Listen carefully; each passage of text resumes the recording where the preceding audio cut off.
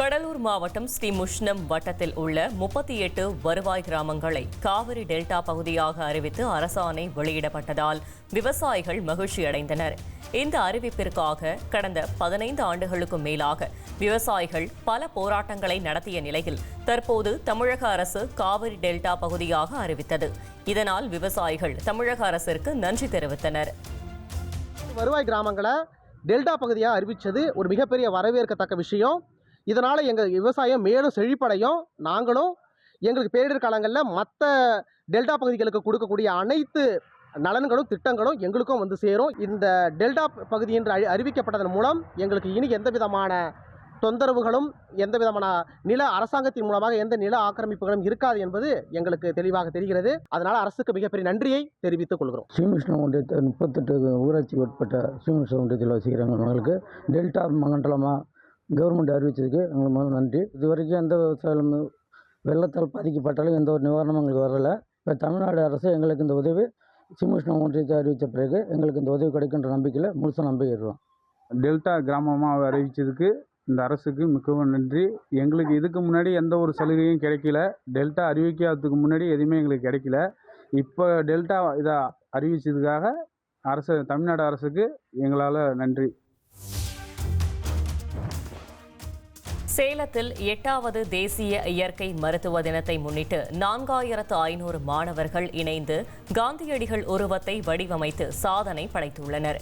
சேலம் மாவட்டம் சங்ககிரியில் உள்ள தனியார் ஆயுர்வேத மருத்துவக் கல்லூரியில் தேசிய இயற்கை மருத்துவ தினம் சிறப்பாக கொண்டாடப்பட்டது. இதில் 4500 மருத்துவ மாணவர்கள் கலந்து கொண்டு தேசத்தந்தை காந்தியடிகள் உருவத்தை வடிவமைத்து சாதனை படைத்தனர்.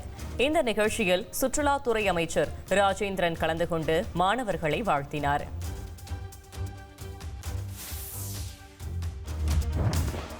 தென்காசி மாவட்டம் செங்கோட்டையில் தாம் படித்த பள்ளிக்கு புதிய கட்டிடம் கட்டுவதற்கு நிதியுதவி வழங்கிய இஸ்ரோ விஞ்ஞானி நிகர் ஷாஜி பள்ளி கட்டிடத்தையும் திறந்து வைத்தார்.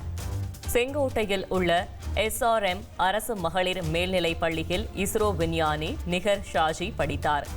இந்த பள்ளியில் தனது 8 லட்சம் பங்களிப்புடன் நமக்கு நாமே திட்டம் மூலம் கட்டப்பட்ட 24 லட்சம் மதிப்புள்ள புதிய கட்டிடத்தை நிகர் ஷாஜி மாவட்ட ஆட்சியருடன் சேர்ந்து திறந்து வைத்தார். இதன் மூலம் பள்ளிக்காக செய்ய வேண்டும் என்ற கனவு நனவானதென அவர் தெரிவித்தார். மதுரை மீனாட்சியம்மன் கோயிலில் ஆந்திர பக்தர்களை ஏமாற்றி கோயில் அதிகாரிகளுக்கு கொலை மிரட்டல் விடுத்த 3 பேரை போலீசார் கைது செய்து சிறையில் அடைத்தனர். சிம்மக்கல் பகுதியைச் சேர்ந்தவர்கள் கணேசன், அம்மையப்பன் மற்றும் வெங்கடேஷ். இவர்கள் மூவரும் மீனாட்சியம்மன் கோயிலில் கைடு போல நடித்து ஆந்திராவில் இருந்து வருகை தந்த 39 பக்தர்களை தரிசனத்திற்கு விரைவாக அழைத்து செல்வதாக கூறி ஒவ்வொருவரிடமும் 250 ரூபாய் வசூல் செய்துள்ளனர். ஆனால் கோயிலில் 50 ரூபாய் டிக்கெட் எடுத்து தரிசனம் செய்ய வைத்துள்ளனர். இதனை அறிந்த பக்தர்கள் வாக்குவாதத்தில் ஈடுபட்ட நிலையில் கோயில் அதிகாரிகள் தலையிட்டு விசாரித்துள்ளனர். 3 பேரும் அவரிடம் தகராறில் ஈடுபட்ட நிலையில் போலீசாரிடம் ஒப்படைக்கப்பட்டனர்.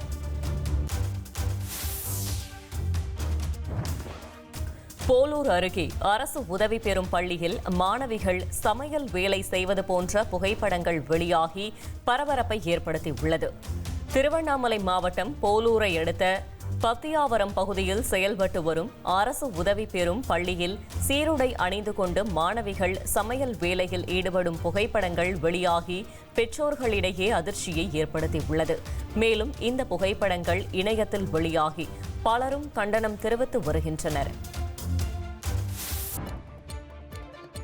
திருவண்ணாமலை கார்த்திகை தீபத்தை முன்னிட்டு இந்த ஆண்டு 252 இடங்களில் உணவு தயாரித்து அன்னதானம் வழங்க தமிழக உணவு பாதுகாப்புத்துறை உத்தரவு பிறப்பித்துள்ளது.